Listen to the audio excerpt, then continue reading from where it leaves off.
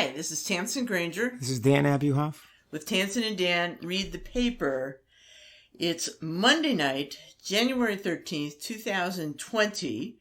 We're a little bit late getting around to the podcast this week because we've been gallivanting. We've been to Mohonk Mountain House for the annual Jazz on the Mountain, which is choreographed by the great Michael Bourne. Oh, great.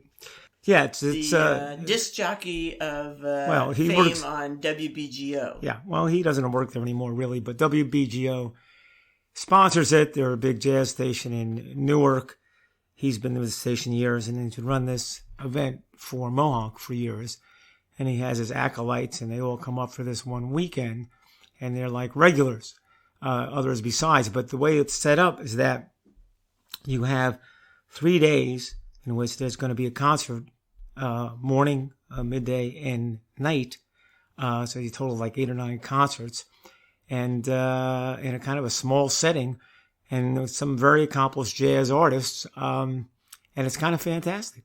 When you say, well, it's hilarious to hear jazz at 10 a.m. Yeah, and the poor guys who have to drag themselves out to do it are just astonished at themselves that they're even awake, not just creating fabulous music. Well, the other thing is you don't know what you're going to see exactly. I mean, it's kind of a vague description of what the events are going to be, but they do have their regulars, and you have the list of names there, and we've gotten to know it because we were there last year. So, of course, we saw Helen Sung, the pianist, Dave Stryker, the guitarist, Scott Robinson plays all the horn instruments, basically, Martin Wynn, who plays the bass.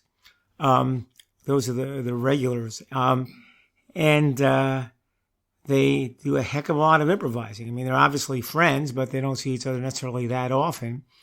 And it's magical. I mean, they produce a lot of great music. Yeah. Well, this has been going on for 21 years. Right. And over time, Bourne has created his, favorites staff, the people who really work with him and help him curate the group. He tries to have newcomers. He tries to have old favorites.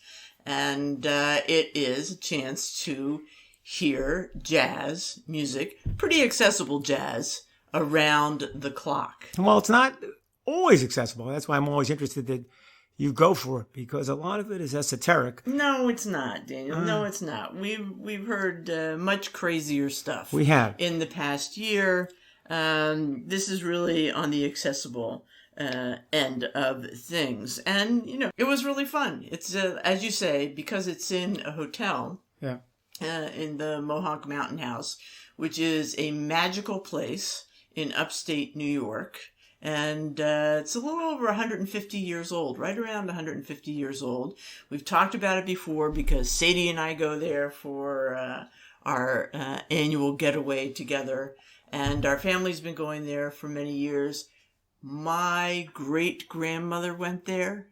There are rumors that my father's parents went there for their honeymoon. All right. Well, now you're going. So it's a historical place. Well, we're going. But the jazz is with a nod to history. I mean, a lot of the music was dedicated to some jazz masters. Yeah, but very contemporary people who passed away in the last year. No, but they have a respect for tradition. Oh, and they really, that's just kind of fun because that adds to that community atmosphere, that family atmosphere, that even though we've only been there twice out of 21 years, we feel like part of the... Right. It's a small gathering, really, and sometimes you find yourself sitting next to the performers themselves who come out to sit in the audience. Yeah.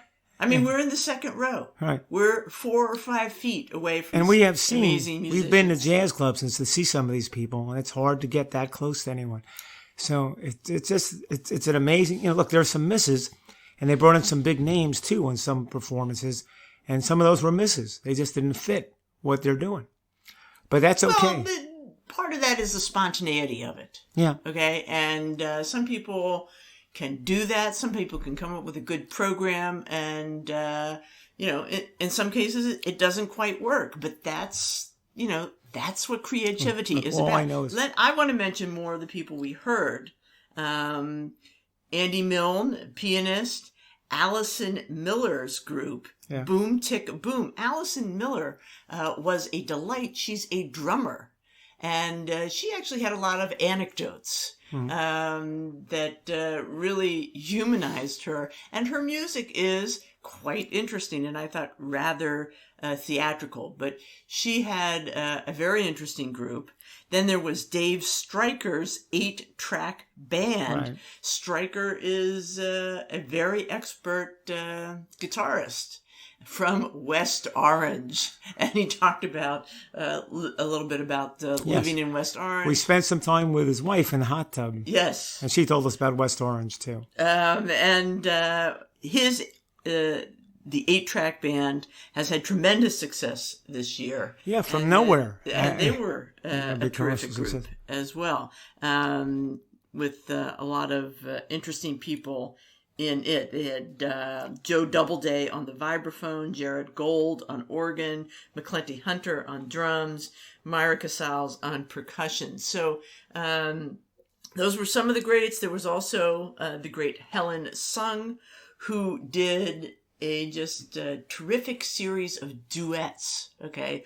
One with a drummer, one with a bassist, one with the Scott Robinson, I think on the saxophone, and with Dave Stryker on the guitar, piano, and each of those instruments at the time. And those were spectacular. Probably one of the best concerts I've ever heard. And again, it was pretty spontaneous. These are, masters getting up and saying, all right, we're going to do something together. What is it? Okay. And a 1 and a 2 and a 3. Well, look, the amazing thing is we're not big jazz fans, and we know a little bit.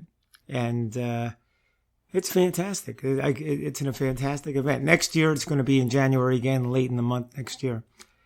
And you should look into it. Yeah. I mean, part of the fun is that it is so creative, that it is spontaneous and engaging. And everybody, all the performers want to be there. They're having a good time, having a time with each other. They're doing some very creative work, and it's just a tremendous atmosphere. Yeah.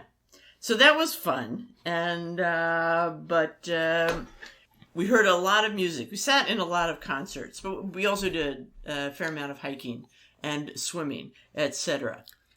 So now we got to get back to reality.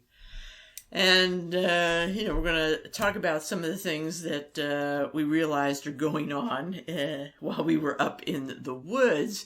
And I was glancing at the New York Times. There's a fun article about skating trails, ice skating trails in Canada, written by Elaine Glusack, who loves to skate, and she heard there are these trails in Canada, like hiking trails, right? But they're ice, they're skating. You're not sitting there. The one thing I always loved about the Hans Brinker stories was that concept of skating on the canals, the frozen canals. That seemed like a really fun thing to do. Actually going from one place to another, not just doing that endless circle in the local rink near Montgomery Mall in Bethesda, Maryland, or wherever it was. And so apparently she was very intrigued by this and went up to Quebec and explored some of these places. Some of them are, kind of modest, little, you have a little park, and they'll do like a 1.5 mile long trail through the woods. They maintain them to a certain extent so that they're still skatable. And because I'm not such an expert skater, some of it sounded a little scary to me because, you can have, you're out in the woods, you can have downhills and uphills, and there's some real challenges involved. But she also mentioned places that were, more like private, almost like amusement.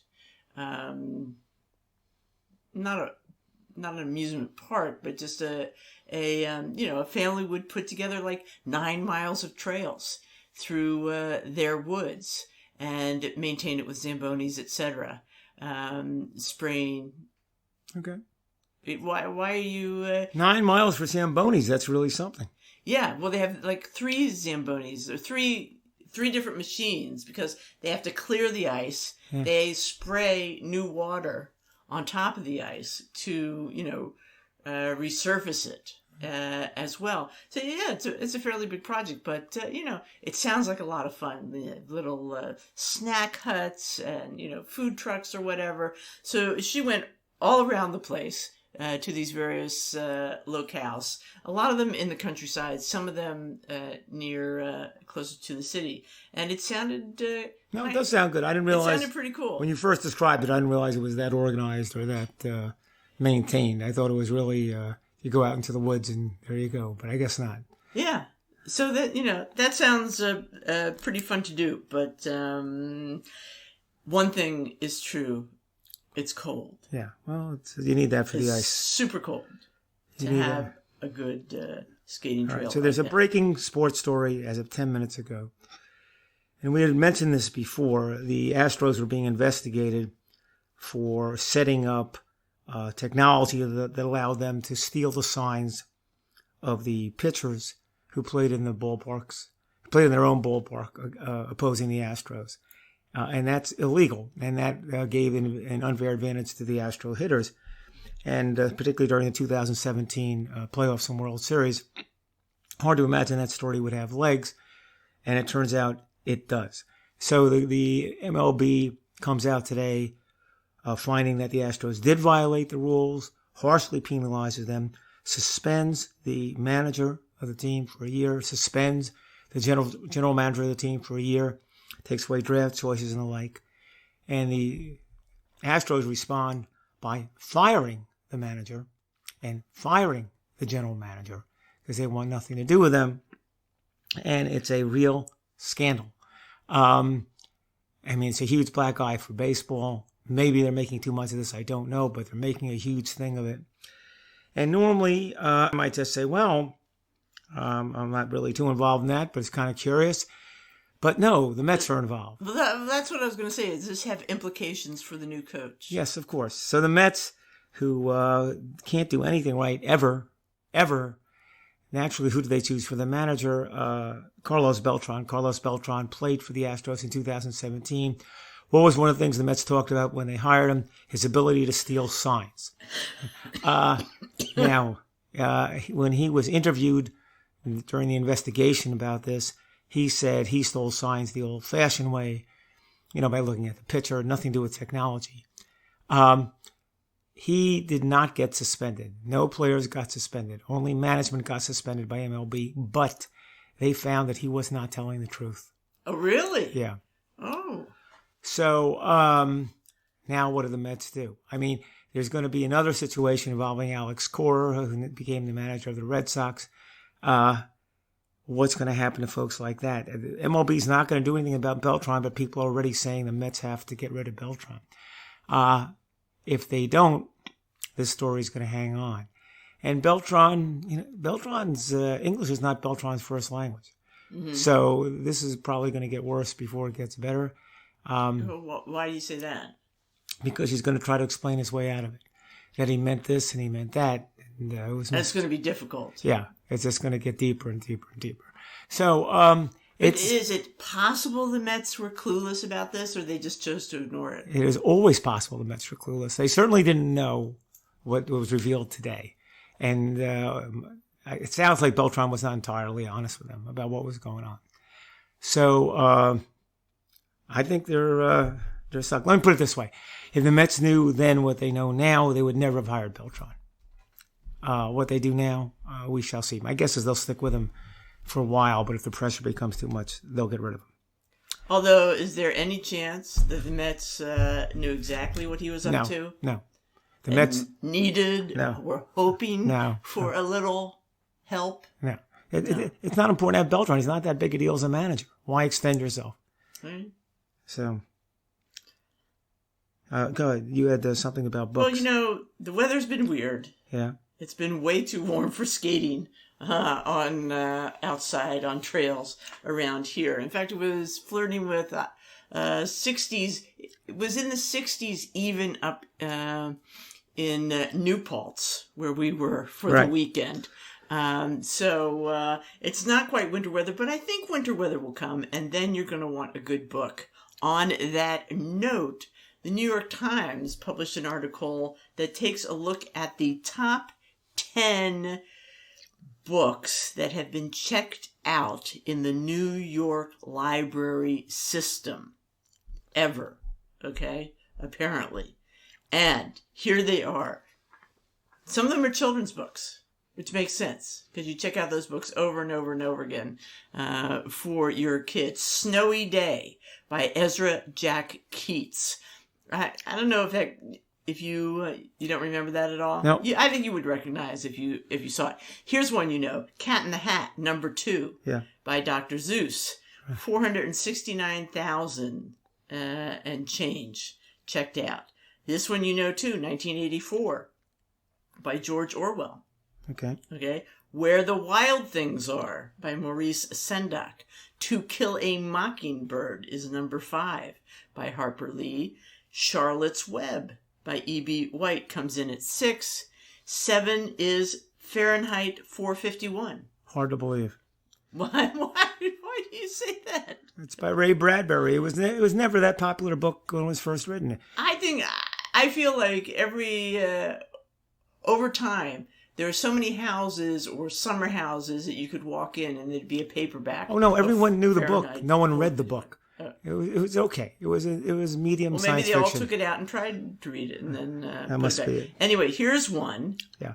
How to Win Friends and Influence People. I can understand that. This is probably the oldest book on the Dale Carnegie. Yeah, Dale Carnegie. Here's a much newer one. Harry Potter and the Sorcerer's Stone. Yeah, makes sense. And not coming in at 10, The Very Hungry Caterpillar by Eric Carle. Again, I think you would recognize it if you saw it. Maybe. All right. So tonight is the big national championship game in college football between LSU and Clemson. And we'll find out who's going to win soon enough. We won't know when we sign off here. But what's interesting is that the coaches in these games, it's kind of bizarre. I mean, they have a cult of personality. The coach of Clemson is a guy named Dabo Swinney, or Dabo Sweeney, I guess. And Dabo has this, he's a very new age, get to know the player, we're all on the same page. He's coaching a school in Clemson, which represents South Carolina, and apparently has a hold on South Carolina such that they get all kinds of contributions from people in South Carolina who have nothing to do with Clemson, but they feel that Clemson represents the state, and it's important to them that Clemson does well. Well, I glanced at that article. It seemed to also say that Clemson hasn't been that big in football until fairly recently. Up and down. Really come on strong. They won the national championship in 1984. Remember when we went to California? Yeah. They won that year. Okay. But it has been up and down. But Swinney is sort of an evangelist. And he's an evangelist for football. Some say he's an evangelist for religion at the same time. But he approaches them the same way. And he proselytizes football and school and everything together in just a weird way. And maybe this is the way it's supposed to be when you're a coach these days. But here's the way he talks about it. He says, winning football games is hard if you're not connected. You have to have an alignment of the board, the president, the athletic director, the coaches, and the fans. You got that? You know what he didn't mention? That's a lot. You know what he didn't mention? The players.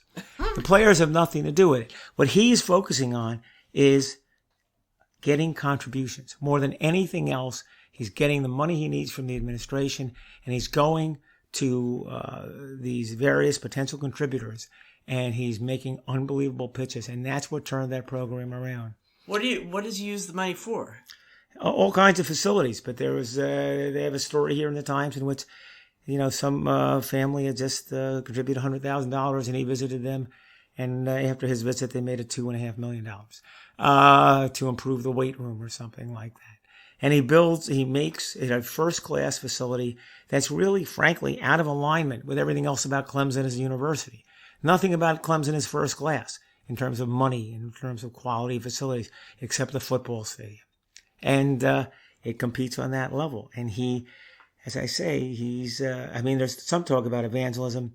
Even one of the players, Sports Illustrated recently wrote, who's a very well-known player, DeAndre Hopkins, a top receiver for Houston, but when he was at Clemson, he was baptized on the football field. I mean, that's part of what's going on. So it's this either holy or unholy alliance of state, of university, of religion, of football, and it's almost a movement. But it also sounds like, I get that part of it. Yeah. But it also sounds like, the New York Yankees or something. No. Money will buy the championship. No. All this gets them is, that just puts them on the par with 9 other schools.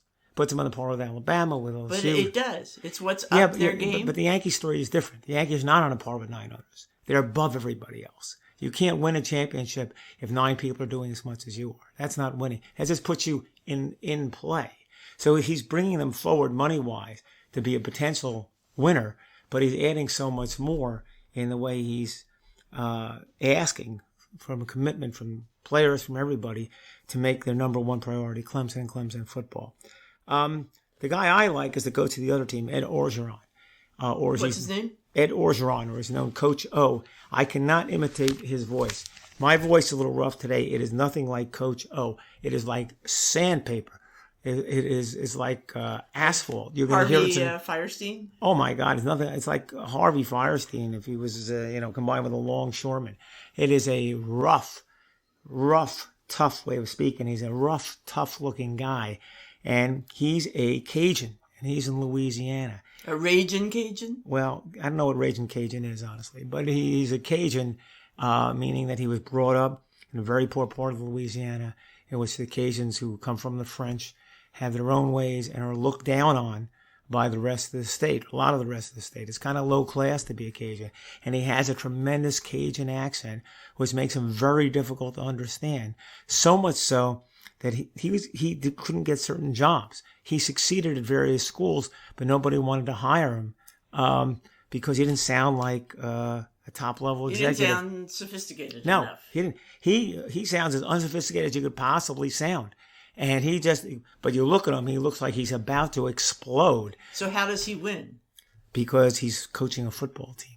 And when you bring that kind of intensity to the football team, and the players sort of share in that and draw on that, it sort of brings them to the next level. So he's focused on the players? Is that what you're telling me? They're all focused on the players, but I don't know if he's focused. You just told me the other guy was not focused on the players. No, I didn't say. He left him out of the equation. No, never said he's not focused on the players. I'm just saying he's running a huge organization. He's a very new age guy. He loves the players. He gets along with the players. He's baptizing one of the players, for crying out loud. Okay, but Coach O must have the same responsibilities in terms of fundraising, etc. Yes. But the difference is this. The difference is, I don't know how to explain. I mean, if you were meeting a smooth executive, if I said, this man, I want to introduce you to the chairman of Wells Fargo, he would have a certain type of mannerisms. He would deal with a particular way. He'd have a corporate personality. And he might even speak strongly with passion about Wells Fargo. That's one guy. The other guy is a street tough, street ready, let's get down. Let's play 7-on-7 football right now. Couldn't be rougher. And with the accent, I get it. I totally get it. Yeah. But how does he raise the money? I don't know where he raised money. I'm not here to tell you how people raise money. But all I'm saying is, as a football coach, to me, he's much more appealing to me. And LSU, frankly, has had a great season. I'd be very disappointed if they lost. They've played the toughest teams in the country. They've beaten the toughest teams in the country. They haven't won a national championship in like forever, and I think this is their year. I'm rooting for LSU. Yeah, well, my family has some connections to Clemson, so good luck with that. I'm afraid LSU will dominate on opposite sides of the couch tonight. Yeah. So let's see. Travel. If anybody's thinking about going to Ghent, it would be a good time to go to the Ghent Fine Arts Museum and see what I think of as the Ghent altarpiece by Jan van Eyck. Now, you've seen this in person. We went to Ghent and we saw it in St. Bavo's Cathedral. Do you remember that? Yes. Behind glass, okay? It's an altarpiece. It's all these panels joined together, and it's, it can be folded or unfolded, etc. But the point is, it's a magnificent work of art by Jan van Eyck from about 1430. But it's hard to see because you can't get very close, okay? It's been restored. It's had a huge restoration going on.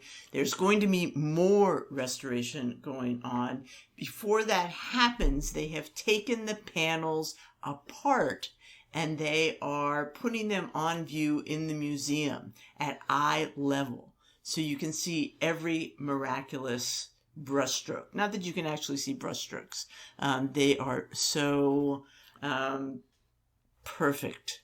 But you can see every little hair on the legs of the nude Adam and Eve. So it's really a spectacular opportunity to see one of what the museum is calling one of the earliest great examples of European oil painting. Then it's going to be there. It's going to be on view February 1st to April 30th.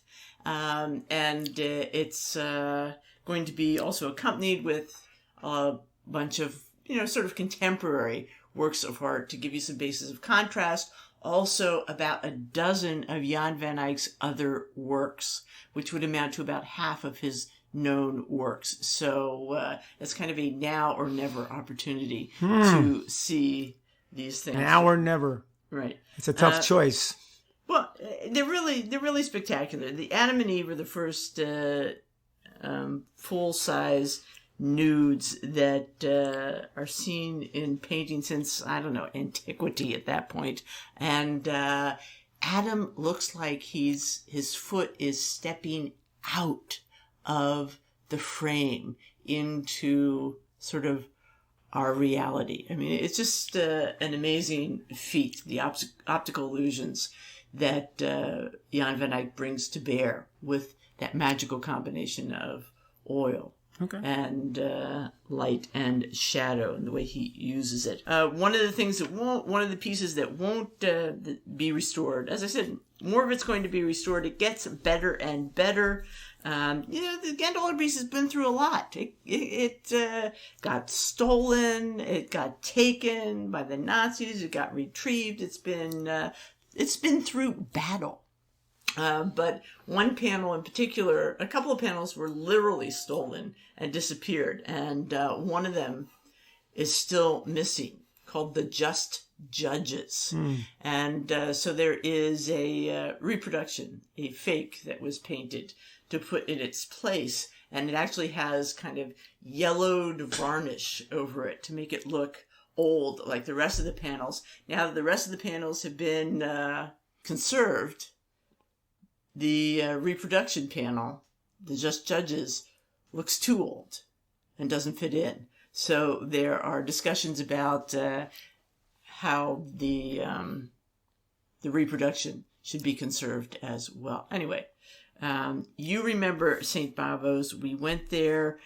You were not overwhelmed by the Ghent altarpiece, but when we stepped out, it's in a separate little section. When we stepped out of that section, that area where you go to see the altarpiece, into the main church, there was a fantastic brass ensemble having a rehearsal. Yeah. And that was just a delight. That was fun. Yeah. Okay, so Ghent, February through April. Tough place to get to. We like Ike. Make your reservations now. Buck Henry died.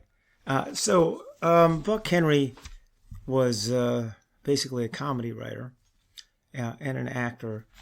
What interested me about reading about Buck Henry's life that I vaguely recalled, of course, I certainly remembered he wrote The Graduate, which was, his principal accomplishment. And to be known as the screenwriter for The Graduate is kind of a huge deal. But a bigger deal than I realized. But here's something I didn't know, Tamsen. You tell me if you knew this. Graduate was 1968. It was the number one movie in America for months in 1968.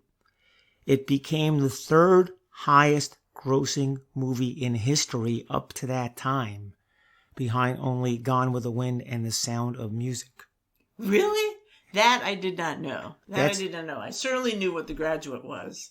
Yeah. And I saw it, but I had no idea. That is stunning. I mean, The Graduate... Sound of Music. Yeah, and Gone with the Wind. The top three grossing pictures of all time. I don't really see that, but okay. Well, it doesn't make any sense. I mean, The Graduate was, as the Times describes it, The Graduate captured a moment of unease in the American zeitgeist. The film caught the alienation of American young who sensed before their parents did that the world was entering a whole new place. And it was about Dustin Hoffman playing the main character, Benjamin Braddock, and how he was trying to figure out his place in the world and whether the world made any sense to him or not. It was a little bit of a counterculture picture. It was a little bit, it was funny. It was terribly offbeat. And of course, at the centerpiece was the fact that Dustin Hoffman's character had an affair with Anne Bancroft, which was, she was the wife of his family's best friend. So, I wouldn't have thought it was right there with Gone with the Wind and The Sound of Music, but there it was, and it was written by Buck Henry. So there was that. Whether that's the greatest picture of all time, we can discuss sometimes. It might well be. But the other thing is, I don't think we need to discuss that. Yeah, no, we do. No. I'm not saying Sound of Music is the greatest. But, no. But as an actor, I will say the one scene I remember more than anything, he always played kind of a nebbishy guy because he kind of looked that way. He was, kind of a quiet, out there, nebbishy guy. He was in a movie called Defending Your Life that we saw together, in which Albert Brooks is the main character. Yes, I remember that. Right. And the deal was that Albert Brooks was in an accident. He died, and it was a fantasy in which what you do, you have to defend your life. You have to show that you acted with boldness, with courage, in a way that's commendable, such that you should go to the higher place rather than the lower place. And it was set up, this fantasy included a courtroom in which there were scenes of your life shown, and there was a judge, and you had an advocate, and there was a district attorney, and these scenes were examined. Was Meryl Streep in this? Yes, she was. So Meryl Streep was also going through the same process at the same time as Albert Brooks. And she was like getting standing ovations from all the judges, like, oh my God, I never saw anybody this fabulous. But Albert Brooks wasn't doing so well. So what's critical to him is how he did in these scenes where his lawyer had to stand up for him. And his lawyer, of course, was Buck Henry. And the other side was heaping scorn on him, right? Heaping scorn. And saying he acted basically with great cowardice here, that he was only looking at his own interests, that he doesn't deserve the consideration of the judges. And when it go to Buck Henry's turn to speak, and he'd just say, we're good. And he wouldn't say anything. So finally, and everything's on stake for Albert Brooks, he looks at Buck Henry at one point. He says, are you sure about this?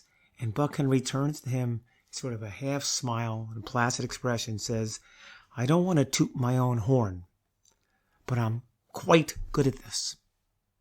And that's all he says. And anyway, it was a great line.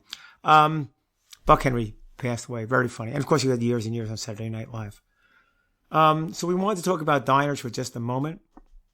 There was an article in the Wall Street Journal about, innovative young chefs. Some of them very experienced, buying diners and taking over modest little places and trying to make them into something. Make them into something. Well, what struck me is two things. Number one, you said coming from not small places. They're coming from very fancy places in which they have a lot of responsibility. They seem like they have big-time jobs in big-time restauranting. And then they buy this diner in the middle of nowhere, which usually means upstate New York. And that's their new ambition, is to create the new dining experience in their diner. And you just kind of shake your head. Really? Does that really work?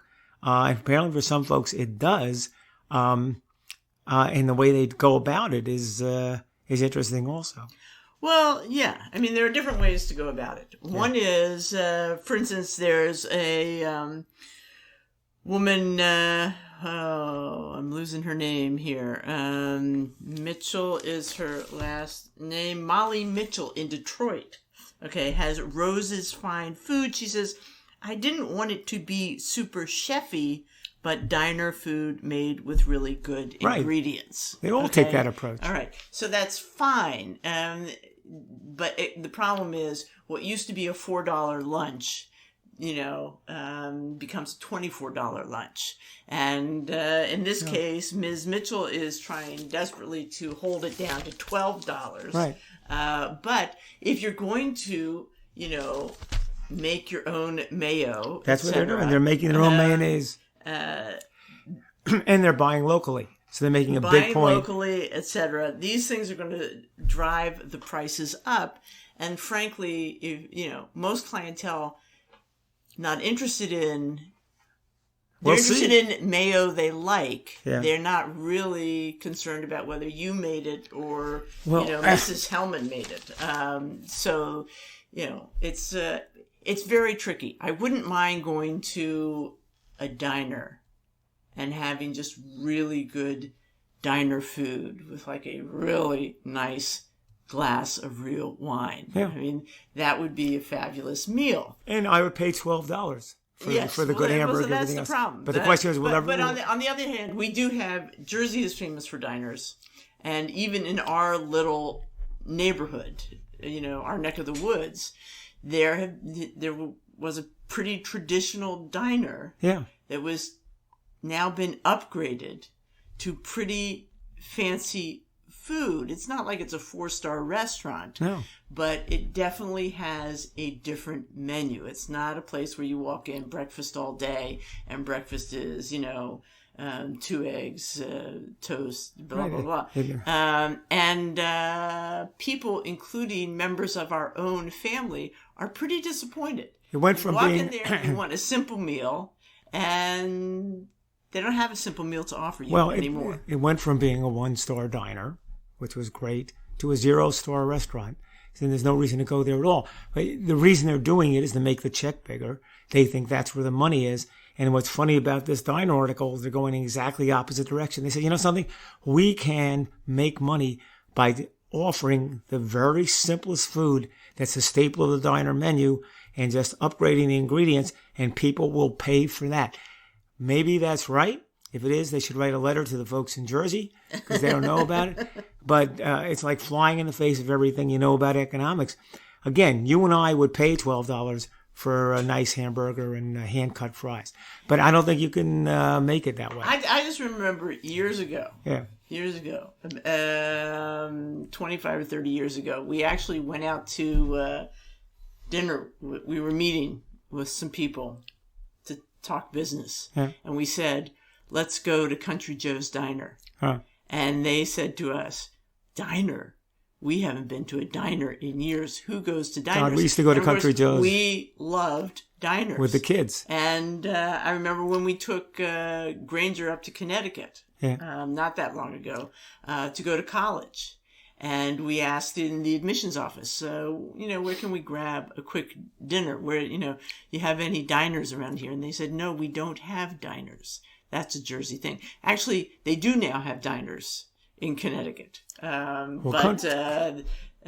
was an odd question. So I feel like since we're from Jersey, and since we live in Jersey, most of the time we know diners. And it will be sad if the simplicity of the amazing diner menu, which is like 15 pages long. Well, it doesn't have to be, but yeah. Disappears. Yeah, sometimes you just want simple food. And the conceit of these folks who are trying to upgrade it is that people pay a little more for even better simple food. I'm all for it in principle, but we'll see. Well, but what I'm saying is some people don't want simple food. Yeah, I guess not. So in any event, the Oscars. We just saw the Oscar list announced. So we'll have to sit this week and hear people We complain haven't digested it about the nominations. But a few things, 2 or 3 things jump out. Number one, Jojo Rabbit is nominated for Best Picture. Hallelujah. I only mention that because I think that is the best picture, although I haven't seen everything. We did see I saw the Scorsese film, and I The didn't Irishman. see all of it, mainly because I fell asleep. Yeah. So that's my vote. So the short answer on that one is forget it. We did see or at least I saw, the Tarantino movie. I think it's better than The Irishman, but not much. So I would forget that too. I don't know who's going to win. Well, we'll talk about that. But the funny thing is, so Jojo Rabbit's nominated, and so is, if you can believe it, Ford versus Ferrari, which we talked about. Which I think is a good movie. It's a fun movie. We got One Brother to... Is Little Women nominated? I have to check. I think it is. Yeah, I hope it is. I don't know. It might be. And the movie that leads everything else in nominations is The Joker, with 11 nominations, and that's going to be a lot of hand wringing because Why is that?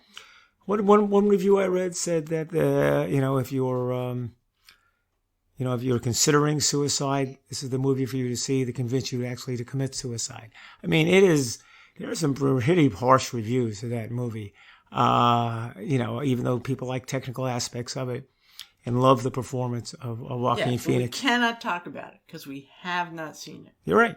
You haven't seen it. I haven't seen it. So we don't know. No. It's just all hearsay. Yes. Not admissible. Now, I'm not expressing a view of the movie, but I'll tell you right now, it's not the greatest look for the American Academy that's their most nominated picture. Okay. All right, but we'll work on it. We'll have more to say on that. So, anyway. Look, tonight, let me go back to the coaches. It's Mr. Smooth versus Mr. Rough. That's what you've got. Dabo Swinney's Mr. Smooth in Clemson, and you've got LSU and Ed Orgeron, and it is Mr. Rough, and that's a team that's been dying to have success for years and years, and I'm going for Mr. Rough. He's my kind of guy, so I'm looking forward to that game tonight. And your record speaks for itself. I'm not predicting it from a perspective. Well, I am. They should win. Okay. They're going to win easily. Well, LSU. Let's go make that happen. All right. So this is Tamsen Granger. And Dan Abuhoff. With Tamsen and Dan reading the paper. We're going to be back next week. See you then. Yes.